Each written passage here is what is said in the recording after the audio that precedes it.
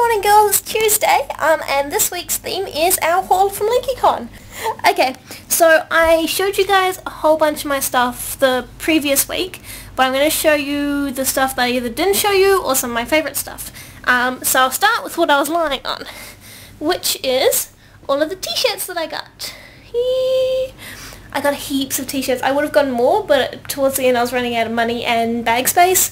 So let's see. Got my LeakyCon and my volunteer t-shirt, and then I got my I've got a Ride the Lightning tour t-shirt, which I got before Leaky, my Cool TARDIS t-shirt, Whomping Willows, Mugglecast, yeah, I think Mugglecast and MuggleNet, my Pizza John finally, I got Dumbledore's Gay and That's Okay, and then I got Team Lupin. I also got the one that I'm wearing, which is my other Star Kid one. I got my sexy wand from Alabama. It is a rosewood 14 and a quarter inch, and it is sexy. I love it so much. Oh, so nice. And it's come in such a nice case as well. I'm just really gutted because it got damaged in my suitcase, but that's alright. Now the rest of it is all this stuff here. This I got before LeakyCon. It is a little owl purse. It's got a little bit of money in it still, but it's so cute. I picked one keychain that I would bring back with me, and I picked this one from Wizarding World, and I think it's so cool. It's Harry chasing the snitch. Now I got these from one of the vendors at Leaky. I think it was like 3 for $15 or something, and they're really cool. I love them. I got Hurricane Glass from the Hard Rock Cafe on one of my last nights. I've got Delio, who didn't make an appearance last week, so there we go. Here's Delio. Put you in the eye. I got these from Whimsical Alley. I ended up getting one Slytherin and one Gryffindor because I haven't got a house yet, so I went with some nice, easy ones. And that's my awesome stack of CDs that I bought, all Wizard Rock.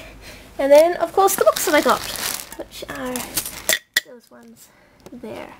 And then my Wizarding World cups, which are cool. Now, I said I had an idea for how the themes work, and it was a really good idea until I realized I couldn't figure out how to make it work.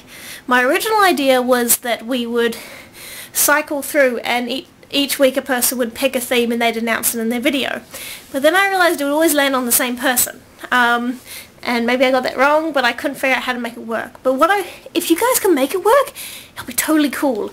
The idea would be sort of 1 week, one person would pick the theme, and that would be the theme for the next week, and they'd announce it in their video. And then next week, the next person would pick it, and they'd announce it in their video, but I don't know how to make that work. Because that way, everybody has a chance to pick a theme, and it'll be kind of fun if they put it in their video, so it's sort of like a surprise, like there wasn't, you sort of had to just go with it, and it would always change, so there wouldn't always be the first person at the beginning of the week, because it's kind of hard being the first person at the beginning of the week. I'm loving the 3-strike rule. Sounds good to me. Pottermore. Okay, I got in on the second day, and I still haven't gotten my Hogwarts letter yet, and by the sounds of things, obviously they're doing it randomly, but I want my letter already. I want to be sorted, and I want to find out my wonders, and now the last thing is kind of something I've been doing recently, and you may have noticed. I've been going through and rewatching a whole lot of the old series I watched when I was little, and then recently I found a whole bunch of Australian series, which I grew up in Australia, so that's what I grew up watching. I'm going to put some links in the doobly-doo. And just in case you're curious about what I watched when I was little, there was a game show called Amazing, which was like, it was school versus school sort of thing. And they had questions, and then at the end they had to go through a maze and find all the stuff, and I loved the maze. I always wanted to go in the show and go in the maze, but I never did. And then there were some mini-series made by the ABC, which is the Australian Broadcast Channel, and they were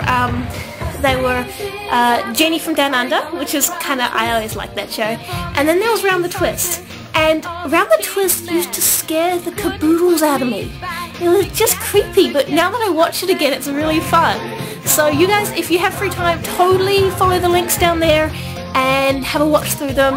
They're made in, you know, the early 90s, so they're not great. In fact, they're not even particularly good, but for example, Round the Twist is kind of a cult classic in Australia.